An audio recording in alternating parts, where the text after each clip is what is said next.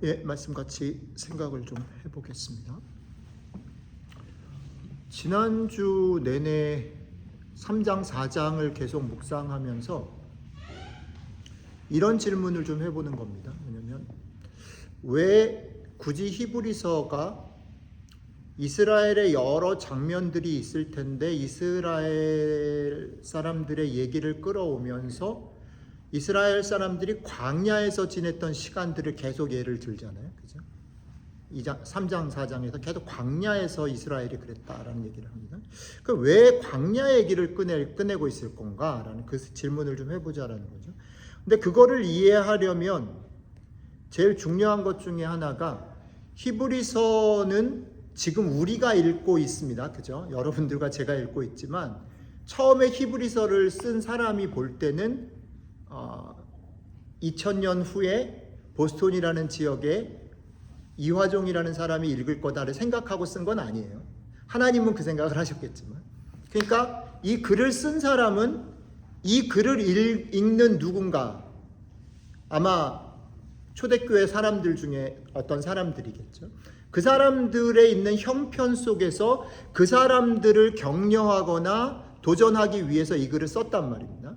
그러면 우리가 히브리서를 읽어 나갈 때 1차적으로 해야 되는 게 뭐냐면 이 글을 읽었던 그 초대교회 사람들, 히브리서를 처음 읽었던 사람들이 어떤 형편에 있었길래 이 글을 쓰는 사람은 이들에게 이런 얘기를 하고 있을까를 생각을 해야 된단 말이에요.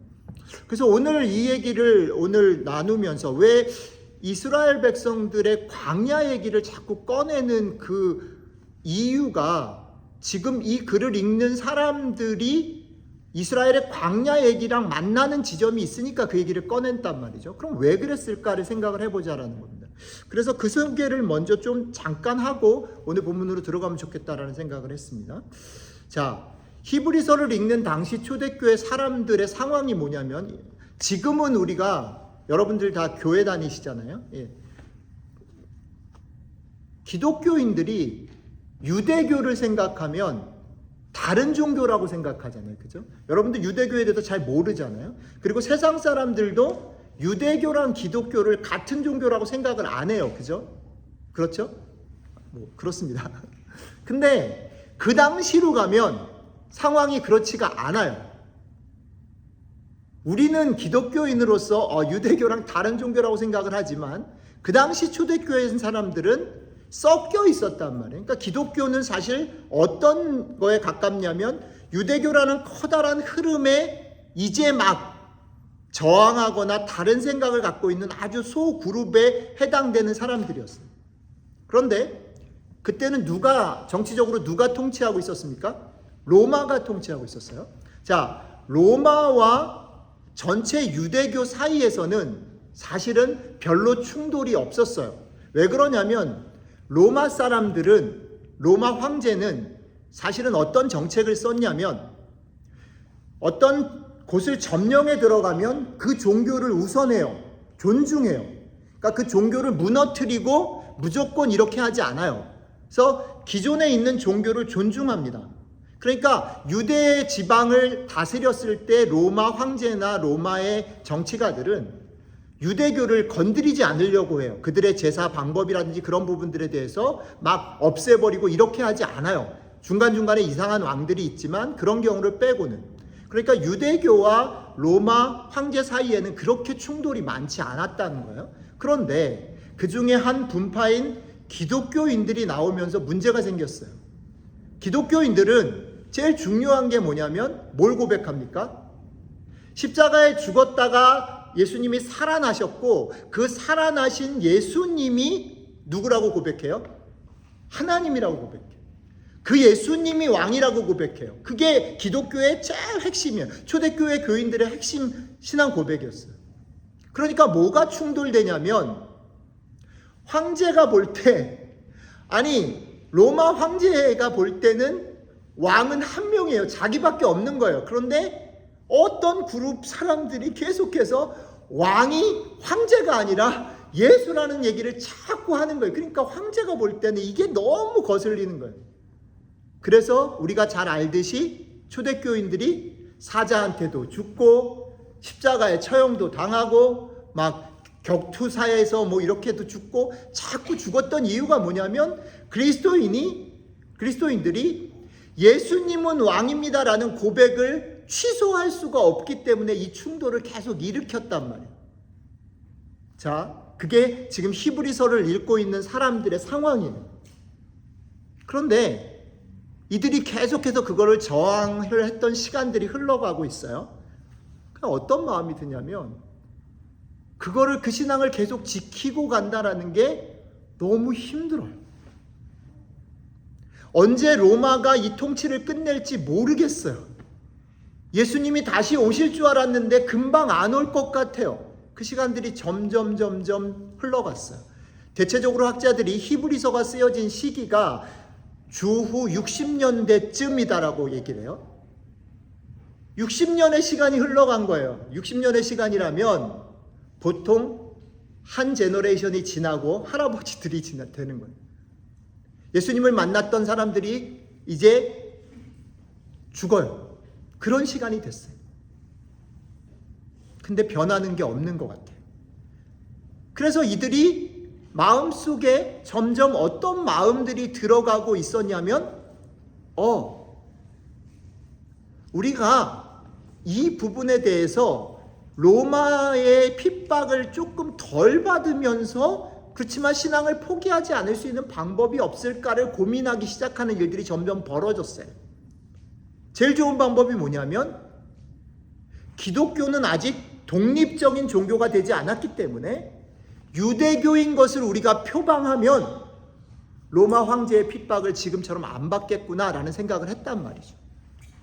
그래서 히브리서가 계속 얘기하는 얘기들, 예수님을 모세랑도 비교하고 예수님을 천사랑도 비교하고 예수님을 율법이랑도 비교하고 예수님을 제도랑도 비교하는 이유가 뭐냐면 이 글을 읽는 사람들, 히브리 사람들, 그 초대교회 사람들의 고민이 우리가 다시 유대교로 돌아가서 제사도 드리고 율법도 지키고 그러면 로마 황제의 핍박을 좀 덜 받을 수도 있고 우리의 신앙을 포기하지 않으면서 컴프로마이즈, 타협할 수 있겠구나라는 생각에 유혹에 노출되어져 갔던 시기에 있었단 말이에요. 그러니까 히브리서를 읽는 사람들의 지금 현실적인 고민이 거기에 있었던 시간들이에요. 그런 사람들에게 히브리서를 썼단 말이에요.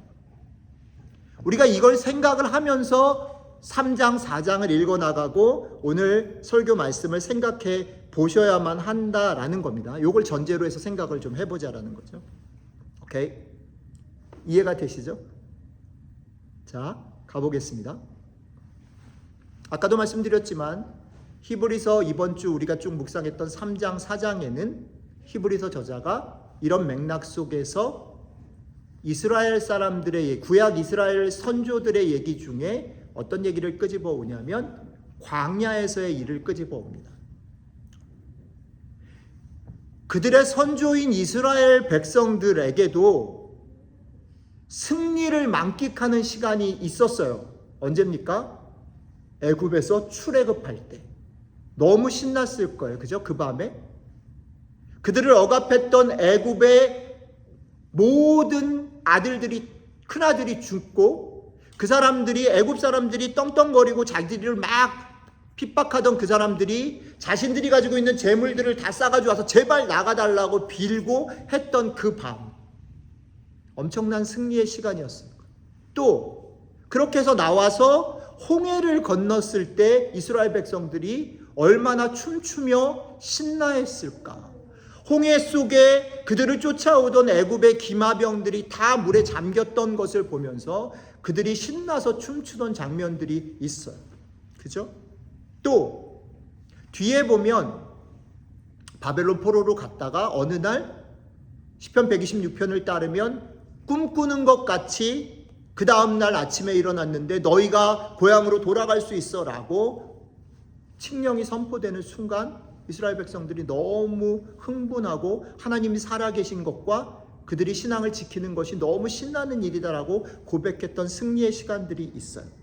그런데 수도 없이 많은 그런 이스라엘이 기억에 생생한 승리의 순간들, 선조들이 승리했던 순간들을 예로 끌고 오지 않고 오늘 히브리서 저자는 뭐를 끌고 오기로 작정했냐면 광야에서 이스라엘이 순종하지 않아서 가나안에 들어가지 못한 얘기를 끌고 오기로 결정을 했어요.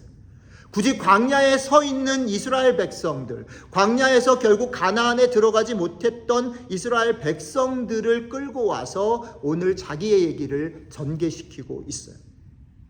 그렇다면 우리가 그 글들을 읽을 때 시간이 지난 우리는 왜 이 사람들에게 광야의 길을 끌고 와서 얘기를 하고 있는 걸까? 조금 더 땡겨보면 우리들은 그거를 읽을 때 우리의 삶에도 광야의 시간들이 있을 수 있는데 광야 얘기를 통해서 오늘 우리는 우리의 삶에서 어떤 얘기들을 들어야 할까를 질문하며 오늘 얘기를 읽어야 된다는 겁니다. 자, 당시 이 글을 읽는 사람들이 그랬고 지금 3장 4장에서 광야 얘기를 끌고 왔다라는 얘기를 드렸습니다. 자, 그러면 잠깐 멈추고 여러분들과 제 얘기를 좀 해봅시다. 여러분들과 저의 개인적인 삶에서도 신앙생활을 시작하고 여기까지 왔을 때 여러분들이 아까 이스라엘 백성들의 삶에서와 마찬가지로 신나고 부흥을 경험하고 하나님이 역사하시는 경험을 했던 시간들이 있어요. 그러니까 우리는 지금 예배를 드리잖아요. 여러분들의 신앙 속에, 여러분들의 삶 속에 돌이켜 봤을 때 하나님이 기도에 응답을 하셨던, 아니면 하나님이 부흥을 경험하게 하셨던, 하나님이 우리의 삶에 기적을 경험하게 하셨던, 혹은 우리가 하나님 앞에서 하나님의 뜻을 깨닫고 뭔가를 위해서 여러분들의 삶을 던졌던 간에 우리들에게도 개인적으로 부흥과 하나님을 찬양하고 승리했던 시간들이 있었습니다. 또 공적으로 한국교회를 보면 저도 그 혜택을 누렸던 마지막 세대라고 생각을 하는데 가만히 있으면 교회가 되던 시간들이 있었어요.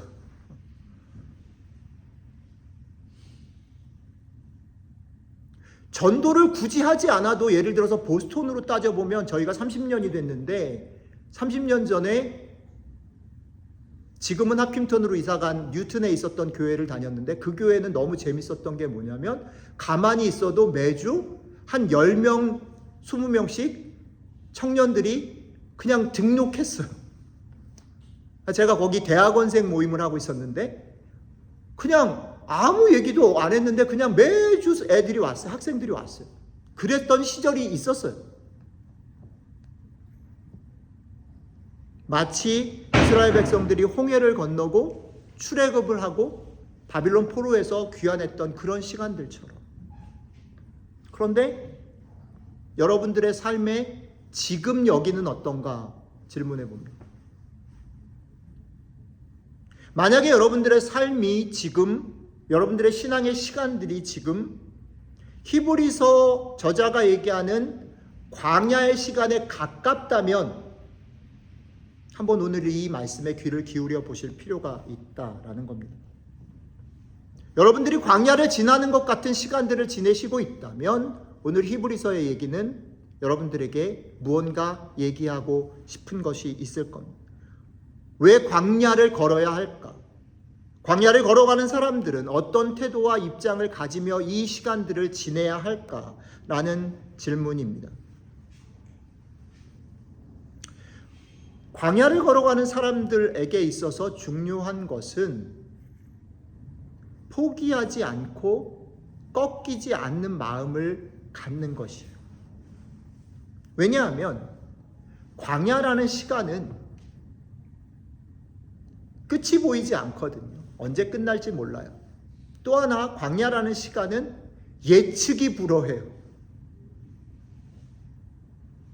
어떤 곳에 그냥 머물러서 거주해서 농사를 짓는 사람들은 날씨도 보고 예보도 보고 혹은 어떤 것들을 준비하고 어느 시간이 되면 씨를 뿌리고 어떤 시간에는 거두를지를 계산을 할 수 있어요. 그런데 광야를 계속해서 움직여야 되는 사람들은 계속 지역이 바뀌죠. 날씨가 바뀝니다. 예측할 수 없어요. 그 다음에 무슨 일이 일어날지 알 수 없어요. 그렇기 때문에 눈에 보이는 상황의 변화, 그리고 그 상황 때문에 와지는 감정만으로는 광야의 생활을 끝까지 유지할 수가 없어요.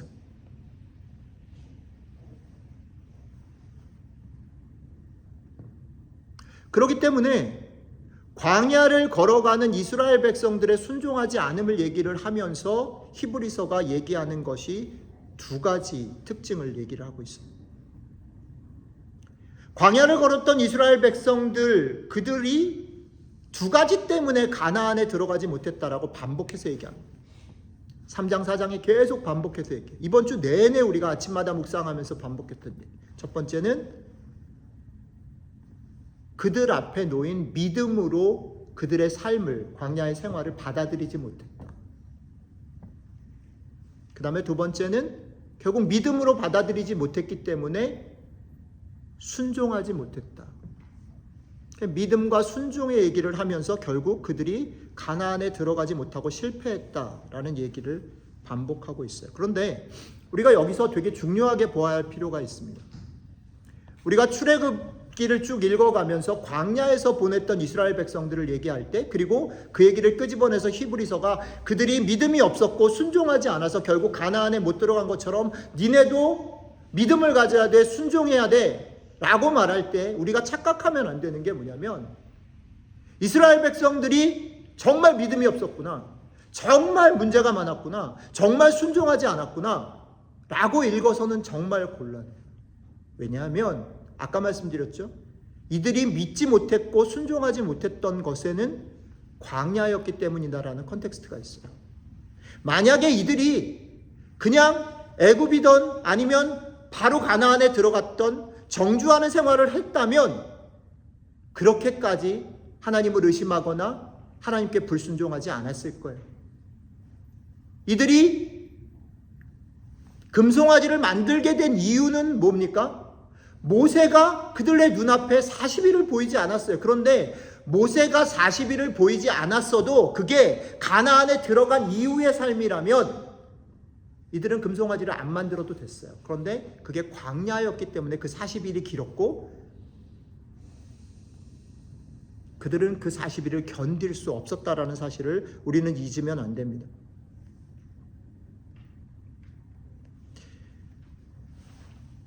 이 말은 우리에게 이런 도전들을 줍니다. 여러분들과 저의 삶에서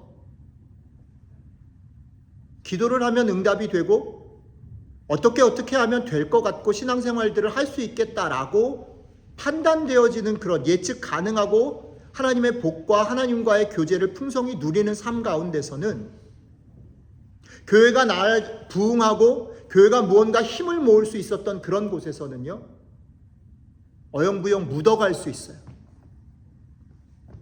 내가 마치 믿음이 있는 것처럼 생각할 수 있어요. 여러분들이 속해 있었던 어떤 공동체를 떠올려 보십시오. 여러분들의 신앙생활을 한번 떠올려 보십시오. 여러분들 주변에 여러분들과 힘을 모아 같이 기도하고 교제하고 삶을 나누는 사람들이 있었던 시간들을 떠올려 보십시오. 그럴 때는 그 힘으로라도 살아낼 수 있어요. 그러면서 어떤 생각이 드냐면, 그리고 내가 열심히 기도하고 같이 힘을 모아 기도하면 무언가를 우리가 계속 해나갈 때 우리는 어떤 생각을 하냐면, 그래, 믿음은 힘이 좋은 거야. 하나님을 믿으면 우리는 복받아 라고 생각하면서 내가 믿음이 있는 것처럼 생각할 수 있어요. 나는 지금 하나님 앞에 잘 순종하고 있다라고 생각할 수 있어요. 그런데 그런 것들이 다 없어지는 광야의 시간 속에서 우리는 어떤 도전을 받게 되냐면, 정말 그런 척이 아니라 너가 정말 뭘 믿고 있니를 물어보신다는 거죠.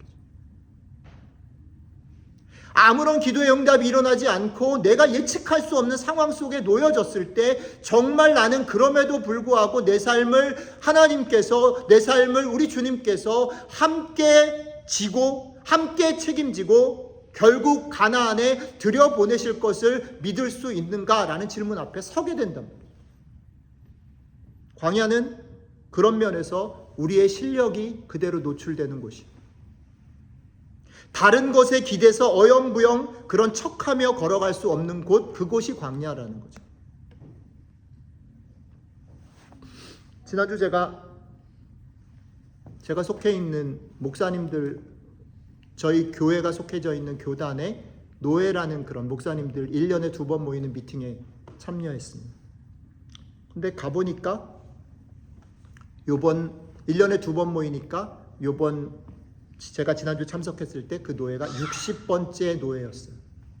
1년에 2번 모이니까 60번째 노예라는 것은 30년이 됐다는 뜻이에요. 제가 보스턴에 와서 그 노예가 3회째가 됐을 때 거기에 가입했어요. 그러니까 저는 저희 노예의 거의 초창기부터 스토리를 알아요. 제가 처음 가입해서 얼마 되지 않아서 제가 미랄 사역을 하게 됐고, 저희 노예는 미랄 사역을 하는 것을 적극적으로 후원하고 기도하고 도왔어요. 그래서 미랄 사역 초창기에 저희 노예의 지원이 없었으면 사실은 되게 어려웠을 시간들이 있었습니다.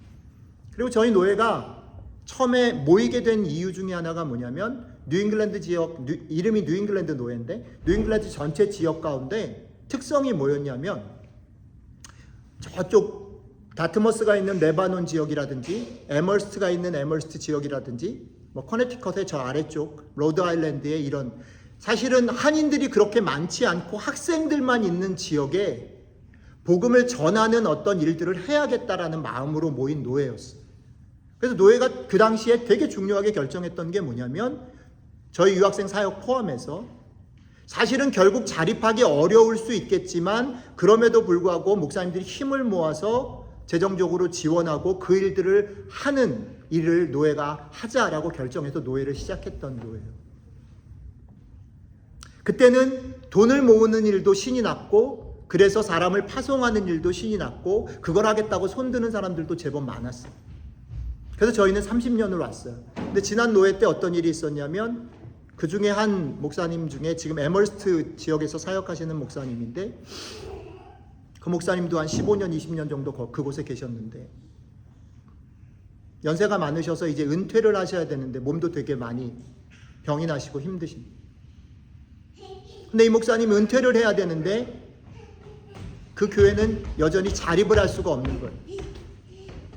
은퇴하시는 목사님이 노후를 보장해 주는 건 둘째치고, 이 목사님이 그만두시면 이제 그 교회를 문을 닫아야 될 것 같다라고 생각이 들어요. 그래서 이 목사님이 자기 혼자 그렇게 할 수 없어가지고 노예가 그 일들을 좀 도와주십시오라고 청원을 했어요. 그런 일이 지난주 노예의 제일 중요한 이슈였습니다. 근데 더 슬픈 건 뭐냐면, 저희 노예가 그런 일들을 하기 위해서 만든 노예가 이제 더 이상 각 교회들이 그 일들을 힘을 모아서 할 수 있는 형편이 안 된 겁니다.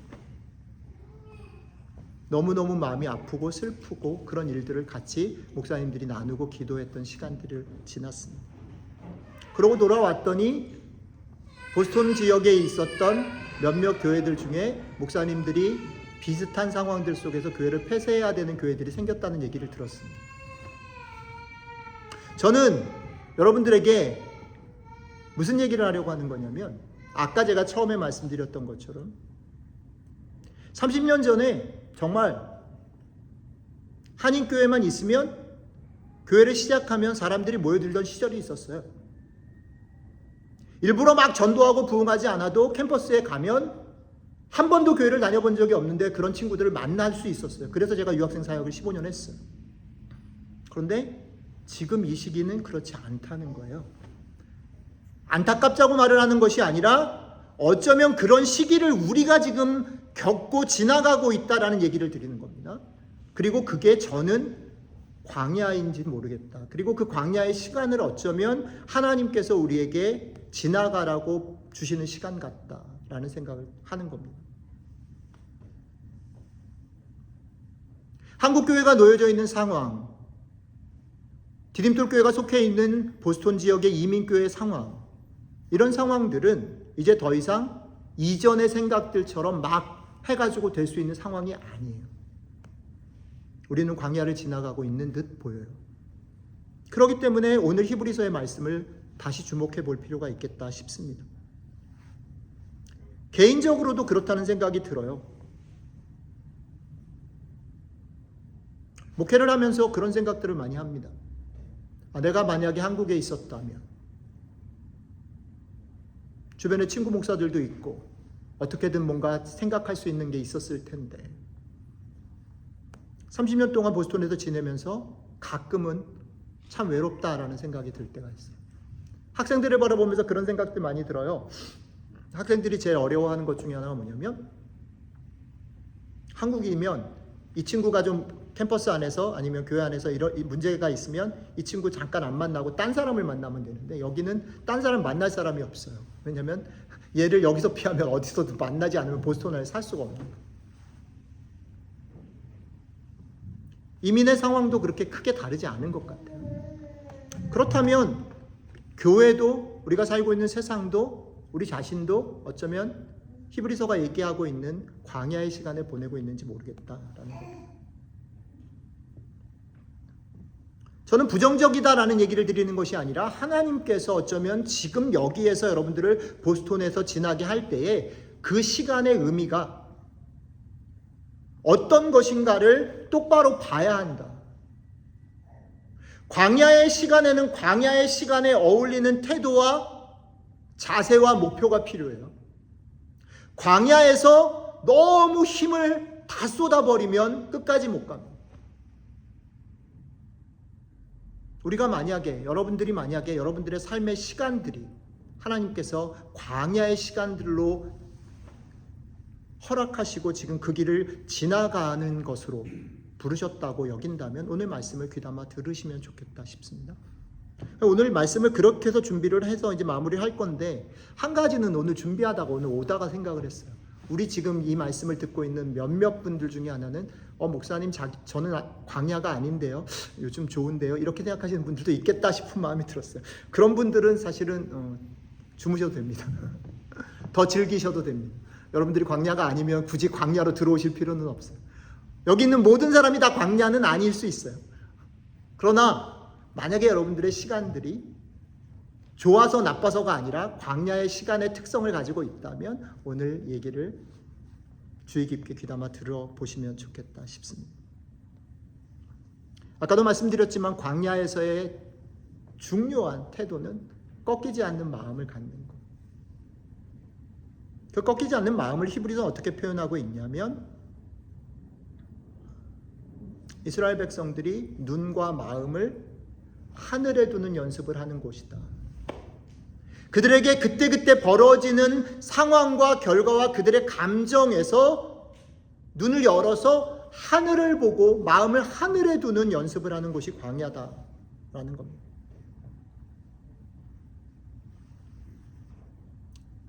광야는 왜 그때그때 상황에 마음을 끌리면 안 되냐면 이런 거죠. 광야에서 이스라엘 백성들이 하나님의 기적을 경험하지 않은 것이 아니에요. 그죠? 근데 뭐가 다르냐면 홍해를 건넜잖아요. 근데 그 다음에 또 광야를 걸어가야 되잖아요. 반석이 열려가지고 물을 막 놨어요. 그럼 너무 신나잖아요. 근데 그러고 나서 1시간 후에 어떻게 돼요? 광야기 때문에 또 목이 마른 거예요. 오늘 만나가 막 내려왔어요. 메추라기가 막 내려왔어요. 배불르면 먹었어요. 근데 자고 일어나면 배가 또 고픈 게 광야예요. 광야가 아닌 곳에서 가나안에서는 농사를 지으면 돼요. 수고하고 애를 써서 내가 무언가를 할 수 있는 곳이에요. 근데 광야는 그럴 수가 없어요. 그러니까 광야에서 복을 받았다, 광야에서 기도의 응답을 받았다, 광야에서 와 신난다라고 하는 것에 기대서 살겠다라고 하면 광야는 못 가는 거예요. 그러니까 그런 곳에 하나님이 우리를 두셨다라고 말할 때 우리가 명심해야 되는 게 뭐냐면 축복을 받을 때나 아니면 기도 응답이 일어나지 않아서 막막할 때나 어떨 때나 내 마음과 생각과 눈을 어디에다 둬요? 하늘에다 두는 연습을 해야 하고 하기에 너무 좋은 곳이다라는 거예요.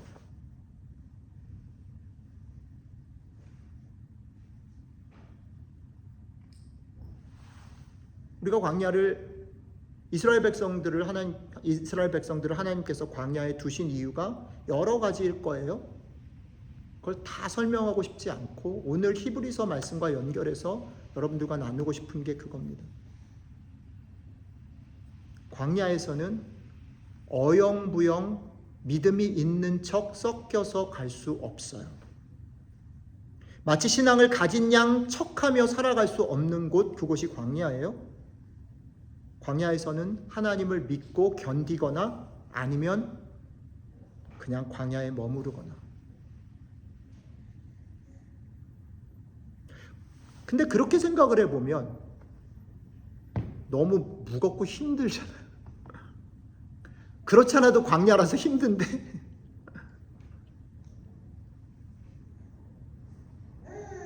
그래서 오늘 본문 가운데 히브리서가 또 한 가지 숨구멍을 열어주신, 그게 뭐냐면 아까 안 목사님이 읽으셨던 예수님이 우리의 대제사장 되신다. 예수님이 어떤 대제사장인가라는 것을 히브리서가 반복해서 설명해요. 3장 4장에도 얘기하고 뒤쪽으로 가면 이제 점점 더 얘기를 해요.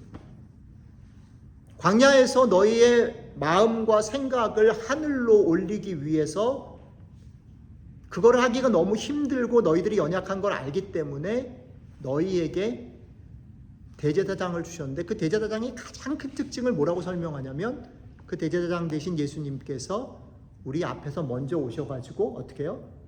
고난과 시험을 당해서 결국 죽고 먼저 살아나셨다. 그리고 그 먼저 살아나신 주님께서 지금도 우리와 함께 걸어가고 계시고 지금도 우리를 위해서 기도하고 계신다.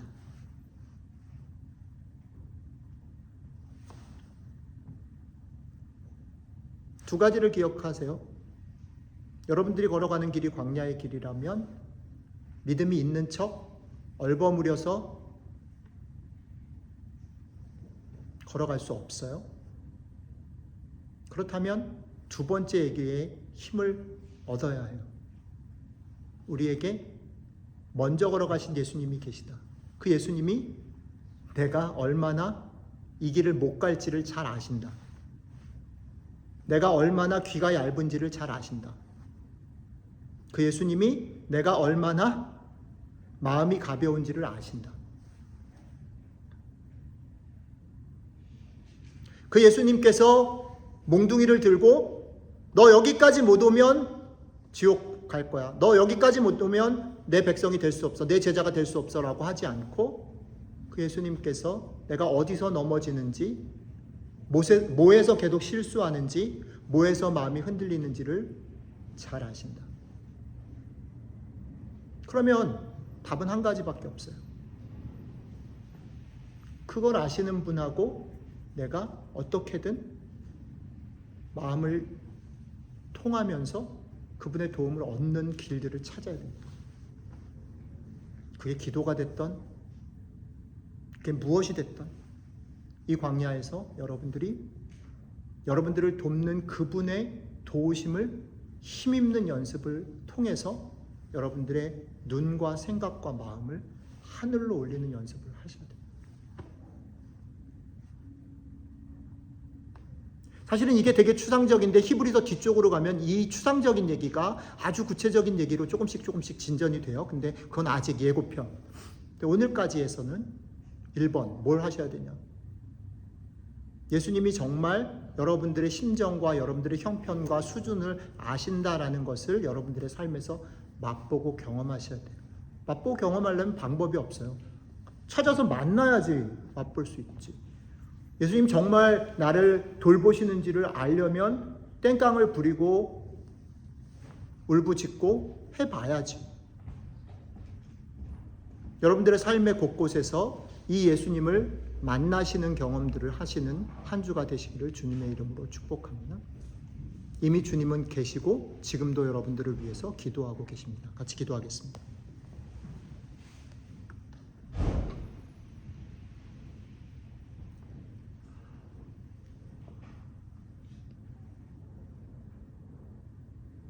예, 주님,